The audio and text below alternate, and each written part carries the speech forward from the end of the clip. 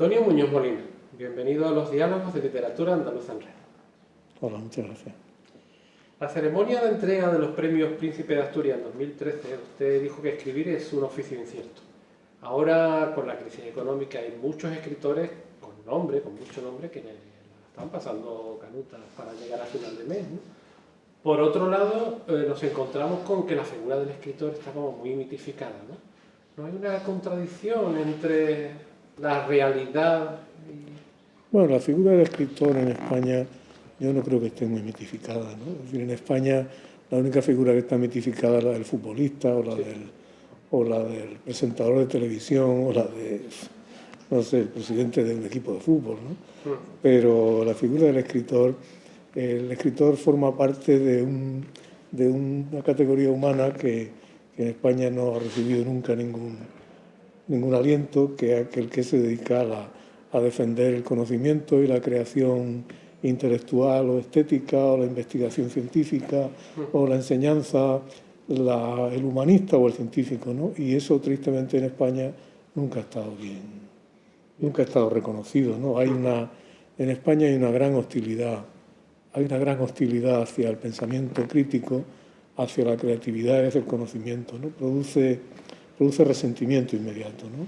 De hecho, están pensando en eliminar la literatura de los planes de estudio. Bueno, la van a eliminar, acaban de eliminarla a día de hoy de segundo de bachillerato, la literatura universal, y por tanto de la selectividad, ¿no? Entonces una cosa, dice, en segundo de bachillerato es cuando las personas están abriéndose al mundo. Yo recuerdo que mi equivalente de segundo de bachillerato fue el COU, que yo hice en un instituto público de Úbeda, sí. Y a mí ese curso de COU fue un curso que me abrió el mundo de una manera, fue la primera vez que estudié Historia del Arte, ¿sabes? Entonces, cuando ves esto, ¿no? Pero es así, nuestro es un país muy, muy cruel, muy ignorante, muy defensor de la ignorancia, ¿sabes? Y en eso se han juntado, tristemente, una gran parte de la derecha y una parte de la izquierda también, ¿no? En despreciar el conocimiento, unas veces porque a la derecha española el conocimiento nunca le ha interesado. Es decir, la derecha española ahí no hay una clase, digamos, empresarial, creativa, es una clase parásita, una clase de explotadores, de corruptos. Y en la izquierda hay una profunda demagogia muchas veces, que ve que cualquier tipo de conocimiento o de excelencia es elitista, ¿no? Entonces nos encontramos en una... Pero bueno, es el ambiente que tenemos. También debo decirte que entre una cosa y otra, también hay mucha gente que lee y que se interesa por el arte o por la literatura, mucha más de la que parecería razonable que hubiera, dado el ambiente que hay, ¿no? Entonces yo no, más que ponerse quejumbroso o pesimista, lo que hay que hacer es defender con determinación lo que uno ama, ¿no? Pero podría llegarse el caso de que nos encontremos con que no habrá profesores que hagan amar la literatura. Sí, claro, por supuesto, ¿no? Ni profesores que hagan amar la literatura, ni profesores de cultura clásica que hagan amar la tradición clásica de la que todos dependemos, ni profesores de filosofía que ayuden a pensar y a mirar críticamente hacia el mundo, ¿sabes? Es decir, que es un desmantelamiento muy grave en una época en la que hay una presión tan fuerte del pensamiento autoritario, del tradicionalismo más extremo, de la ortodoxia feroz, ¿no? Es una época difícil. Hizo también en este discurso de la ceremonia de entrega un elogio de las cosas bien hechas. Me encanta porque además ahora las prisas, el salir, lo rápido, la falta de palabras, ¿no? Eso viene heredado de la cultura de antes, ¿no? Del campo también, de su padre. Bueno, muchas cosas, ¿no? La literatura, por definición, implica el empeñarse en algo que es muy difícil y que no tiene una esperanza de recompensa inmediata, ¿no? Entonces tú, cuando estás escribiendo lo mejor que puedas. La literatura, el ejemplo máximo es la poesía, ¿no? Es cargar al máximo la palabra de sentido, ¿no? Es crear algo que está controlado al máximo dentro de la libertad de la creación, ¿no? Entonces hay una voluntad de perfeccionamiento, hay una voluntad de lograr lo mejor, y lo mejor se logra con mucha paciencia, como decía Baudelaire, hablando de las flores del mal, de su libro, ¿no? Decía, es un libro hecho con rabia y paciencia, ¿no? Y eso requiere mucho la literatura, ¿no? Cartas de Flaubert, ¿no? Claro, entonces dice, efectivamente, en toda la cultura popular hay una tradición de eso, de las cosas bien hechas, de las cosas bien hechas porque sí, por el puro placer de hacerlas bien, ¿no? Y porque es mejor para todos, ¿no? Porque lo que se hace tiene un valor social. Si tú haces algo bien, eso va a beneficiar a todo el mundo, ¿no? Una frase bien hecha y una frase bien escrita es una cosa que está muy bien, que es una cosa sólida, que ayuda a comprender el mundo, ¿no? Frente a la banalidad o a la prisa o la urgencia, ¿no? Hay una pregunta que es la que le voy a hacer a continuación, que la verdad que llevo décadas queriendo hacer. Quizás su vida estaba predestinada a terminar en un ayuntamiento de Granada como funcionario, ¿no? Y gracias a la literatura, bueno, se ha convertido en uno de los escritores más importantes, más influyentes, con más nombre de la literatura en español. ¿Eso no es maravilloso que gracias a los libros la vida de alguien le pueda cambiar tanto? Claro que lo es. Y eso además, fíjate que tiene que ver con el poder que tiene la literatura, ¿no? En esta sociedad parece que todo lo relacionado con la literatura o el arte no sirve para nada, ¿no? Es despreciable porque es superfluo, ¿no? Pero a las personas les sirve, ¿no? Y en mi caso, hombre, yo tengo la suerte de que hay generaciones que tienen más suerte que otras, ¿no? La generación de mis padres, por ejemplo, la generación de nuestro hijo lo tienen más difícil de lo que tenemos nosotros, ¿no? Yo tuve la suerte inmensa de que yo llegué a la adolescencia en una época en que ya había becas para estudiar, ¿sabes? Porque dices, mi destino podía haber sido ser funcionario, pero antes había otro destino que era ser campesino en un pueblo de Jaén, que es una profesión perfectamente digna y era lo que había, ¿no? Lo que parecía que tenía que ser, ¿no? Y yo tuve la suerte, a través de la escuela y del instituto y de las becas, tuve la suerte de poder desarrollar esas capacidades mayores o menores que yo haya tenido, ¿sabes? Entonces ese es el primer salto, ¿no? Que fue el salto que dio mucha gente en España, ¿sabes? Mucha gente de mi generación, gente un poco mayor, gente más joven, gente que eran hijos de la clase trabajadora, hijos de la pobreza y que de pronto se vieron. Yo tengo un conocido en Úbeda, un amigo mío que es hijo de hortelano, igual que lo soy yo, y que es embajador de la Unión Europea en África, ¿no? Uno de los embajadores de la Unión Europea en África, ¿no? Y yo pienso, digo, ¿qué trayecto ha hecho este hombre, ¿no? ¿Qué trayecto ha hecho este hombre? Es decir, un trayecto, porque si lo ves en términos exclusivamente literarios, yo creo que no lo ves con la suficiente claridad, no ves el fenómeno. Es decir, lo literario es parte de esa gran transformación que hubo en España con la democracia, ¿no? Tengo la inmensa suerte, es decir, mi vocación literaria tuvo la suerte de que pudo ejercerse en un país en libertad y pudo ejercerse en un país no aislado internacionalmente, ¿sabes? Es decir, es que los canales de información, tú necesitas que te llegue información para desarrollar tus capacidades, y más en estos trabajos, ¿no? Tú necesitas saber qué se está publicando. Y por otra parte, también mucha gente, algunas personas de mi generación, más que en cualquier otra generación anterior, hemos tenido la suerte enorme, y gente más joven, de que hemos podido formar parte de un panorama literario internacional, ¿sabes? Estaba creándose, ¿no? Había la necesidad también de crear una nueva generación de escritores. Claro, había un gran... La democracia. Yo no sé por los demás, pero en mi caso había una determinación muy fuerte de inventar nuestra propia tradición, ¿sabes? De inventar una tradición que no tenía que ver con el pasado inmediato, con la mugre de la dictadura y de esa cosa costumbrista y un poco aceitosa de la cultura franquista, ¿no? Había esa necesidad era un revulsivo muy poderoso, ¿no? Uno leía con furia, con devoción, y querías escribir, querías contar el mundo que tú conocías, pero querías contarlo a la luz de una literatura universal en la que te habías educado, ¿sabes? Querías para mí, para escribir sobre mi tierra y sobre la experiencia de mi pueblo y todo eso, para mí fue fundamental, por ejemplo, era Faulkner, ¿no? Ver el modo en que William Faulkner se enfrentaba al presente y al pasado de su tierra natal, de su territorio natal, que era el sur de los Estados Unidos, la conexión entre el pasado y el presente, todas esas cosas que son fundamentales para un escritor en nuestro país. Yo, por ejemplo, las aprendí mucho de un escritor del sur de Estados Unidos, ¿sabes?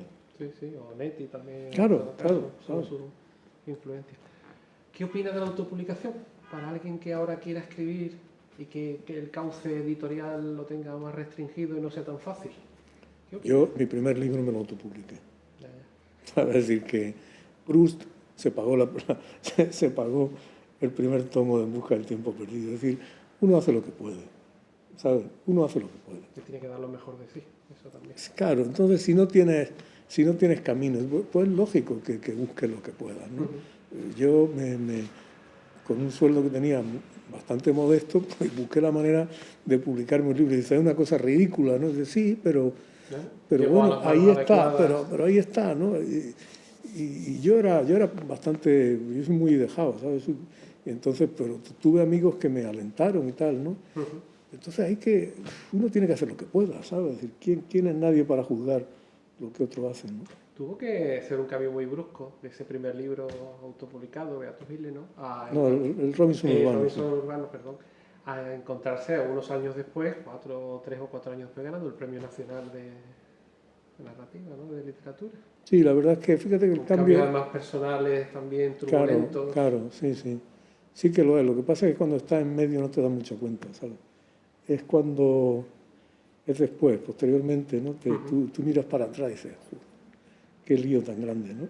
Qué vértigo, ¿no? Pero... En aquel momento estaba inmerso... Claro, y también yo, fíjate que... También yo tenía, es decir, que tienes tu vida, ¿no? Tienes tu familia, tienes tus hijos, ¿no? Quiera o no, estás muy anclado en una realidad que no es solo la literatura, ¿no? A lo largo de su carrera ha sido galardonado con distintos premios literarios y su nombre ha sonado para otros futuros premios. ¿Qué piensa? ¿Qué siente ante los premios literarios? ¿Qué opina? Yo, sinceramente, lo veo como una cosa secundaria, muy secundaria, que puede tener importancia accidentalmente en un momento dado. En un momento dado, dependiendo del libro, de la persona, de las circunstancias. Es decir, a mí el que me dieran, por ejemplo, el Premio Nacional de Literatura por El invierno de Lisboa fue una cosa que me ayudó mucho, porque eso hizo que la novela de pronto empezara a tener muchos lectores, ¿sabes?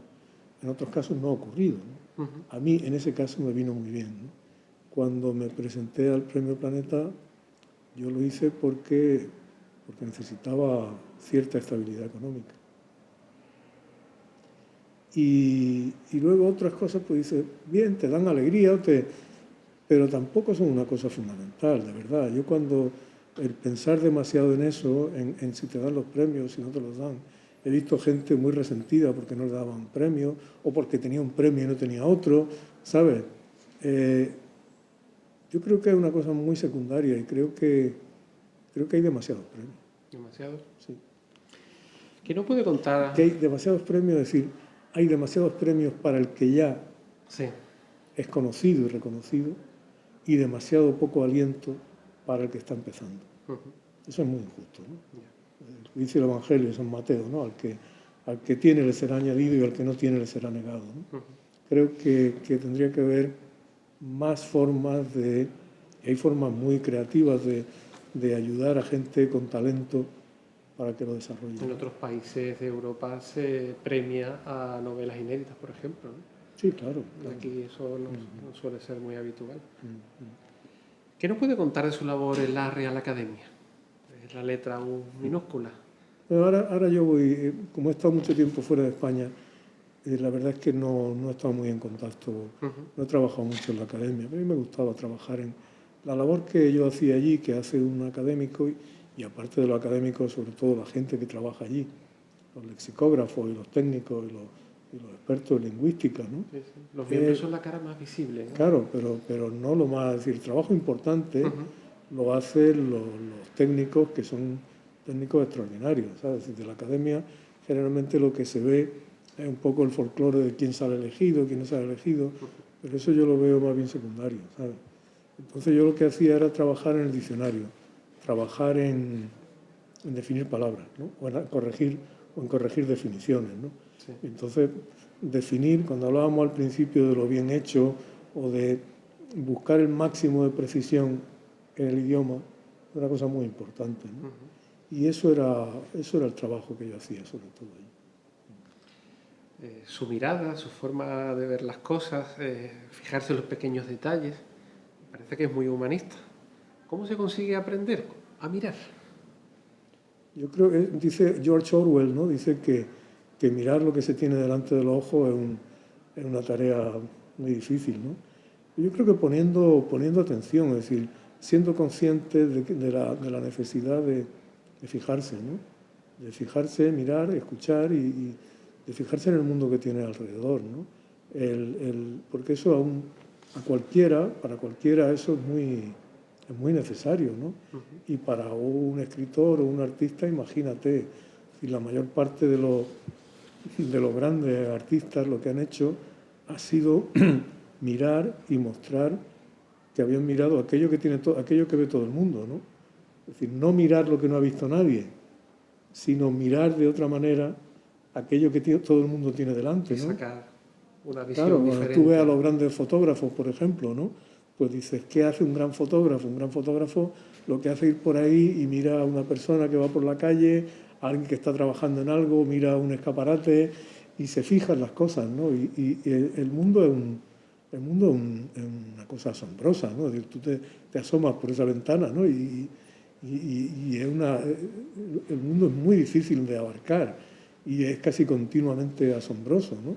Entonces es mucho más entretenido mirar que no mirar, ¿no? Cuando veo a la gente con la mirada fija y obsesa en un móvil o en un... hombre, todos miramos el móvil porque tiene que mirarlo, ¿no? Pero cuando veo a la gente así como ciega a la realidad y todo eso, me da mucha tristeza, ¿no? ¿Nos ayuda la ficción a ser mejores personas? No necesariamente. Lo que la ficción nos puede ayudar es a ver que como dice el dicho popular, cada persona es un mundo, ¿no? Lo que la ficción te puede ayudar es a darte cuenta de que cada persona tiene una vida autónoma y soberana y una mirada distinta sobre el mundo. Y que cada mirada sobre el mundo tiene un valor y es interesante aprender de ella, ¿no? Eso es lo que te enseña la literatura. Eso puede tener una lectura profundamente democrática. No tiene por qué tenerla, pero puede tenerla, ¿no? Es decir, cuando tú ves lo que la literatura ha hecho prácticamente desde el principio, desde que existe, es mostrar las cosas desde el punto de vista de aquellos que no están en la cima, ¿no? De aquellos que no son importantes, ¿no? De mostrar la literatura, cuando no había ningún derecho para las mujeres, había literatura que mostraba el mundo desde el punto de vista de las mujeres, o de los pobres, o de los... ¿no? Es decir, la literatura española empieza con nada más y nada menos... La literatura española y la ficción tal como la conocemos, la ficción moderna, empieza con el Lazarillo. Es decir, un texto en prosa como el Lazarillo es completamente revolucionario, y lo es en toda Europa, ¿sabes? ¿Y por qué es revolucionario? Porque de pronto habla en primera persona alguien que pertenece a una clase de la que no hay constancia ninguna, de la que nadie va a escribir una crónica ni va a escribir una historia. El Lazarillo es lo último, el ínfimo.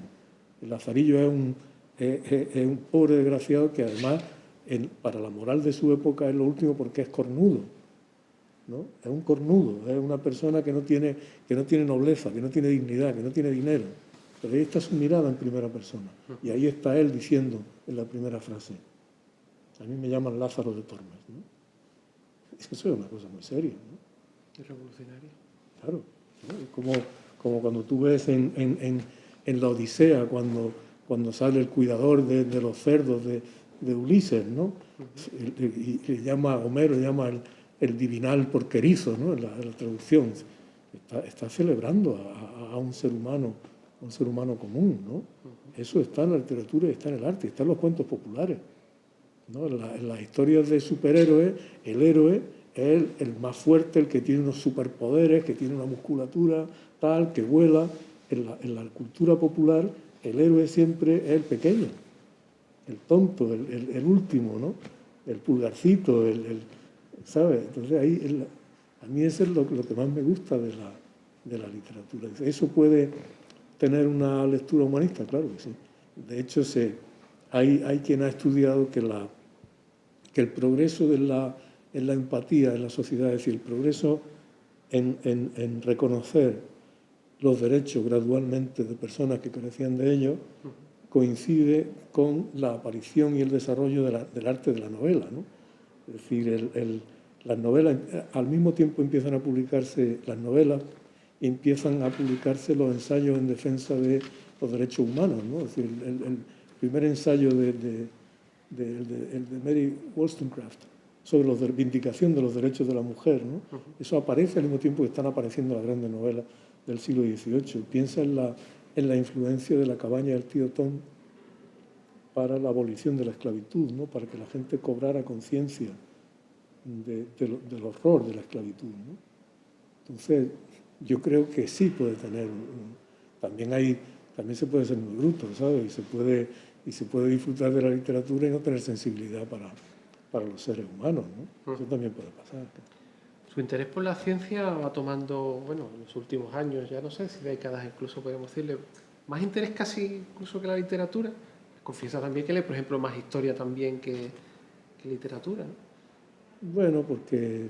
Pero se le nota incluso cuando habla, tengo la sensación de una chispa en los ojos cuando habla de temas científicos, ¿no? Especial, ¿sí?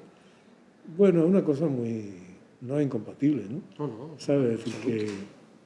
Pero sí, porque es una cosa que yo creo que cada vez me irrita o me desazona más, es la capacidad de los seres humanos para no querer ser racionales, ¿no? Para no ver lo evidente, ¿no? Entonces, el conocimiento científico, o no ya el conocimiento científico, sino el método experimental, el método científico, me parece que sería un gran antídoto contra mucho fanatismo y muchas idioteces, ¿no?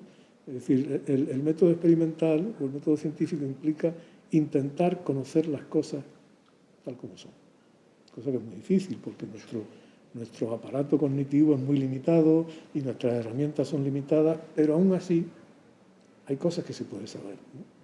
Hay cosas que se puede saber. Y hay esa cuestión de decir, pienso una cosa, pero lo que pienso voy a someterlo a la comprobación experimental. Voy a arriesgar que mis convicciones caigan sometiéndolas a la realidad, ¿no? Lo que pasa en un sistema democrático, es decir, tú tienes una convicción y esa convicción dice, creo que este partido o este líder está muy bien, lo voto. Pero es un experimento controlado, porque lo votas, pero no le das poder absoluto, ni lo eliges para un tiempo ilimitado. Lo eliges para 4 años y sometido a las leyes, ¿no? Entonces, al cabo del tiempo, tú decides, ¿no? Ese pragmatismo, ¿no? Yo creo que una cosa que a mí creo que nos falta mucho a nosotros es pragmatismo, ¿no? Ser pragmático. Pragmático en el sentido de fijarnos, tener la humildad de fijarnos en cómo son las cosas, cómo son los demás, dejar un poco de lado las convicciones que tú tengas y fijarte en cómo es el mundo de verdad, ¿no? Y en eso para eso te sirve lo mismo la ciencia que la literatura, ¿no? Enseña lo concreto, ¿no? Fíjate en lo concreto, ¿no? No estés enfermo de abstracciones, ¿no? ¿Fue Antonio Muñoz Molina, anterior a su etapa neoyorquina, estar allí esos años y vivir ahora a caballo entre Estados Unidos y España, le ha hecho ver la vida de otra manera? ¿O España de otra manera? Sí.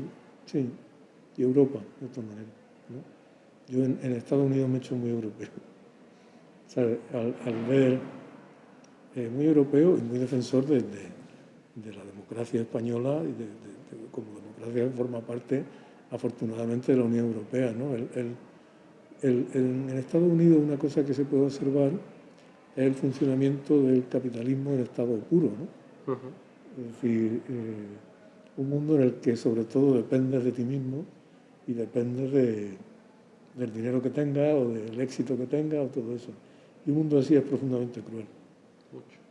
Muy cruel, y además a la gente es muy cruel porque al que deja atrás lo deja atrás y no hay... Mejor y es no pensar cruel, en él siquiera. Claro, ¿no? Y es muy cruel también porque eso hace que las relaciones humanas se vuelvan frías y se vuelvan muchas veces descarnadas e hipócritas. No quiere decir que no puedas tener estupendas relaciones humanas y todo eso, pero esa cosa de ver cómo el dinero manda tanto, ¿no? Tú ves que tu hijo desde que nace, tú tienes que estar buscándole una escuela adecuada, tienes que estar ahorrando para que vaya a una gran universidad. Esa cosa de la competición permanente, ¿no? Eso a mí eso no me gusta, ¿no? ¿Qué tal su experiencia al frente del Instituto Cervantes? Bueno, fue muy limitada, ¿sabes? Porque estuve 2 años y estuve en una época que era relativamente próspera, ¿no? El Instituto Cervantes es una institución que es una gran idea, ¿no? Yo hice una vez un artículo que decía que el Cervantes era una gran idea que no acababa de ponerse en práctica, ¿no? Pero yo creo que donde tiene utilidad el Instituto Cervantes sobre todo es, por ejemplo, en Europa, en países de Europa, en Oriente Medio y todo eso, en países, el mundo americano es demasiado grande, ¿sabes? Y nuestra presencia allí es muy difícil, ¿no? Pero el Cervantes ha tenido, en países como Francia, Alemania, Escandinavia, ha tenido una presencia importante que ha sido útil para la cultura española y para la economía española, ¿no? Porque ha proyectado una visión de España que estaba bien, ¿no? Tristemente, el Cervantes se ha quedado sin presupuesto, ¿no? El Cervantes fue una de las víctimas de los recortes salvajes, ¿no? Entonces, una de las muchas víctimas. Claro, entonces el Cervantes prácticamente para el Cervantes es muy difícil hacer su labor porque por debajo de cierto descenso de presupuesto tú te vuelves ineficiente, ¿no? Es decir, si tú, por ejemplo, una cosa muy buena que han tenido todos los Cervantes han sido las bibliotecas. Pero las bibliotecas de los Cervantes de hace bastantes años no pueden comprar libros, ¿sabes? Entonces tú tienes una biblioteca, pero no puedes comprar libros, ¿no? Ya ha habido veces que algún Cervantes ha llevado mi libro, he ido a dar una charla de un libro mío y el libro lo llevo yo y lo he dejado en la biblioteca, ¿sabes? Porque no lo habían podido comprar, ¿no? Entonces es muy triste, ¿no? Yo espero que se recupere y que ahora tiene un director que está bastante bien, que es Juan Manuel Bonet, ¿no? Que es un hombre de cultura y que sabe mucho de gestión cultural, ¿no? Entonces, que tiene sensibilidad, claro, porque es escritor y un gran bibliófilo. Claro, así que veremos a ver, ¿no? Sí. Y por último, ¿cómo ve la concentración editorial que se está produciendo en España? Hace un par de semanas ha comprado Penguin Random House, no sé, eso... Ediciones B.